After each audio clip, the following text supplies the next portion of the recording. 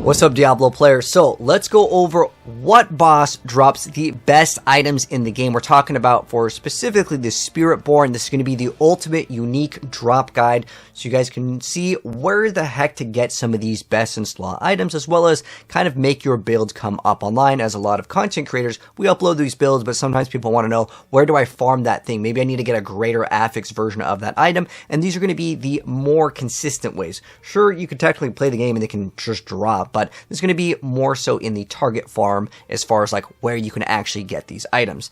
I'll also include the interactive map down below via Mobalytics, so if you want to type in the word layer, you can find out what boss is where it's located on the map. So you can click on any of these and you can go to, like, let's say I want to do Beast and Ice. It'll show you exactly on the map where it's located, which is a very helpful tool. But I mainly want to cover the three more popular builds. So for starters, let's go over the Quill Volley build. So one of the most important things that you need is actually the Rod of Seperate. It's actually tied to a lot of builds, but this is going to be dropping from Duriel. Technically it drops from Andariel, but I would say if I'm going to suggest a boss for you guys to kill, Duriel is way easier than Andariel. However, anything that drops off Duriel technically can drop from Andariel as well. But you need the Rod of Seperate, which again drops from Duriel. The next thing that you want to get is actually a helmet, which actually drops from Beast and Ice, called the Harmony of Ebiwaka. So this is going to allow you to have like multiple big damage spikes over here. So you definitely need those two items. Now these ones are more into the progression to get even stronger, but these both also drop off of Duriel. So Banished Lord's Talisman will also drop off of Duriel. It's going to give you those guaranteed overpower hits. And then also Tibalt's will also be dropping from Duriel. Now with this build you also need another item. Now this one drops from specifically Gregor the Galvanic Saint, which gives you that ability to regen a bunch of your spirit once you go ahead and spend your spirit. Now the other thing that you can technically get from Varshan over here is actually an item that in between progression is actually super helpful. It's called the Ring of the Midday Hunt. This will allow you to have your maximum vigor increased by 50%.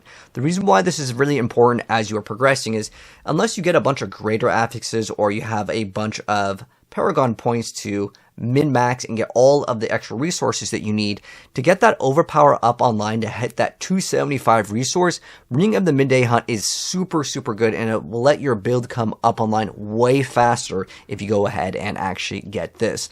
And if you want to know where any of these bosses are located, again, I will have this link down below, which is from Mobalytics, which is also today's sponsor. Mobalytics has got you covered in Season 6 and beyond for Diablo and more. The website's got a lot of awesome features, whether you want to use the desktop app or just visit the website. They've got so many awesome tools. You can select your class, go ahead and select what kind of build type that you're looking for, and go ahead and actually utilize their brand new updated tools for the brand new season, making it super easy to see exactly the stats that you need, highlighting in green what stat is required for the glyph. It's a huge advantage to use the website and download the app. If you guys have not used Mobalytics before, definitely go ahead and check the link down below. It's definitely going to give you an edge. Next up, we have the Evade build. So the Evade build actually only really needs two items to become up online, and that is going to be one of the staffs, which actually drops from Duriel as well. This is the Sempa Zontek. So this one is really important because it's going to make it so your basic skills always deal a set amount of increased damage, but we're really using it for the third attack, which actually helps out the build. But yeah, this will also drop from Duriel, so Duriel is really good for the Spiritborn.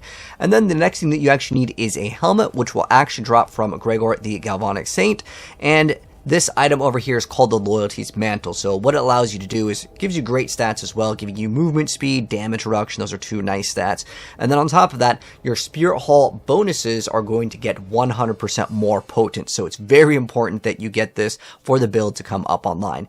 And then I also wanted to cover the Thorns build, as it is something that a lot of people want to go ahead and try out. However, I will definitely say that the two builds I mentioned are 100% the most popular and some of the most powerful builds in the game, but don't sleep on some of the other things that we're going to be talking about. And I want to go over the Thorns. So the Thorns build will also use the Loyalty's Mantle because you get the Gorilla bonus of that Thorns. Well, this is going to be a nice bonus for that. So this will also require this. And then on top of that, there's another item called Razor Plate, which technically it drops for all classes, but this item will be dropping from Lord Zir. It just gives you a bunch of thorns, and well, if it's a thorns build, you obviously want to try to go ahead and get this. And then on top of that, there is another item called Wound Drinker that is actually pretty good, that can drop from Beast and Ice. The reason why you run this in the Thorns build, and in fact, if you guys get this earlier on while you are trying to level from the Beast and Ice, it's actually quite good just to have in general, because it gives you a good amount of thorns. If you get this Greater Affix, it's basically the same as a Greater Affix roll on the Razor Plate, which is really good. You also get a nice amount of like damage reduction as well, so you get bonus damage to poison enemies, and then it has the toxic skin already apply, but more than likely that you would have to apply it if you want the bonuses, especially if you're playing Thorns, so that bonus of its toxic passive effect doesn't really matter. But when you are actually progressing, this is actually a great item, because every time you deal Thorns damage, you gain Vigor, so that's basically your resource, and if you hit every single time with Thorns with the Gorilla Spirit Hall, you're going to be able to gain a bunch of resources earlier on. So for progression, Thorns is actually a pretty decent build to kind of start off with, and then if you want to min-max, hey, go for it. Again, getting Razor Plate will definitely help out. And then there's another item that I think is really good right in between when you're trying to get that Tyrael's chess piece, because, you know, mythic uniques, they are quite rare, and there is no particular boss that has a higher chance to drop a very specific mythic. But if you want to get Rakanol's Wake, this is an excellent pair of boots, and this can really help out. And the reason why it's so good is, well, getting movement speed is definitely a great thing to get already, but getting cooldown reduction is really good in every single build. And then on top of that, getting that resistance to all elements is quite nice to have. It gives you just some of the highest numerical stats you're going to be getting. Plus, you also get non-physical damage. And if you're playing the Quill build, well, you're going to be dealing lightning. And some other builds, Jaguar can do fire. So there is some play with some bonus damage, even if you might not think that you actually need it. It does help, because there is also a Paragon node that can give you bonus multiplicative damage based on your non-physical damage. It's like the two highest non-physical ones. So that will actually help out as well. But this one will be dropping from the Infernal Horde, specifically at the very end. So that's where you get this. And then as far as where that's at on the map over here, well, you're going to have to pop the Infernal Hordes thing, but it is right around over here on the map. But anyways, guys, go ahead and use the Mobalytics link that I will have down below for the interactive map, in case you guys need to know like where the boss spawns, because I know there's newer players all the time in this game. But anyways, that's going to go ahead and wrap up the video. If you guys enjoyed it, drop a like on it. If you're new here, hit subscribe, turn the bell so you don't miss out on more guides and more Diablo and other action RPGs. And I'll catch you guys on the next video.